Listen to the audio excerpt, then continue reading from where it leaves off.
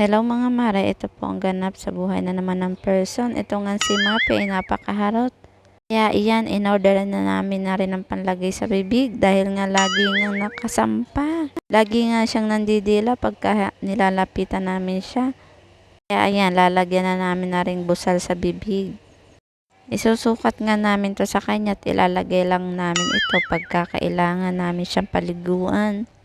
Kung mapapansin nyo ngay wala na nga siyang buhok dahil nga itinirim na namin. Dahil nga yung dating nag-alaga sa kanya ay napabayaan siya. Kaya yung mga buhok niya sa mga balat ay dumikit na. Unti-unti ko nga itong itinirim hanggang matapos ko nga. At ilang araw ko nga to bago ko natapos at mapaganda itong kanyang mga buhok. At kung makikita nyo nga ay pantay na. Ayaw niya nga magpalagay kaya ayan ang ending tinatanggal din niya. Ito nga yung kanyang itsura dati, napakalagong na nga ng kanyang buhok. Maganda nga man siyang tingnan pero yung mga ilalim ng dibdib niya ay dikit-dikit na ang buhok. Kaya ayan tinirim ko nga para nga pagtubo niya ay pantay-pantay na. At nagpapabebe pa nga rin kay daddy. Tingnan nyo nga si Mapi at nakis pa kay daddy. Behave naman tong si Mapi pag ganitong kinakarga pero pagka nakakita siya ng kapwa niya aso ay grabe naman tahulan. Pag iginala mo nga siya sa labas ay grabe naman tumakbo. Minsan ngayon nakawala siya, buti na nga lang at umuwi din. Alam naman niya kung saan siya uwi at alam niya na tong aming bahay. At ito nga in-order ko na siya sa online ng kanyang shampoo.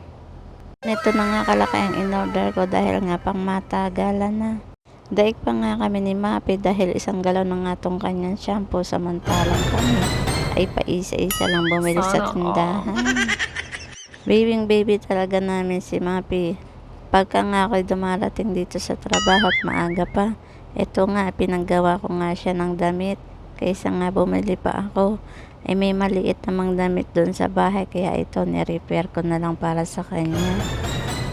Binili ko nga siya ng isang pirasong damit nung Pasko pa yun. O diba may pamasko din ng aming alaga. At ginawa ko na nga lang siya ng isa pang pamalit para naman meron siyang gagamitin. Mahal din naman kasing umorder ng damit ng mga alaga kaya ito muna ang aming pagtsatsagaan. At syempre kung saan na naman po makakatipid ang person ay doon tayo. Malamig din kasi ang panahon ngayon kahit nga sa araw ay mahangin kaya kailangan talaga ni Mapi ng pamalit.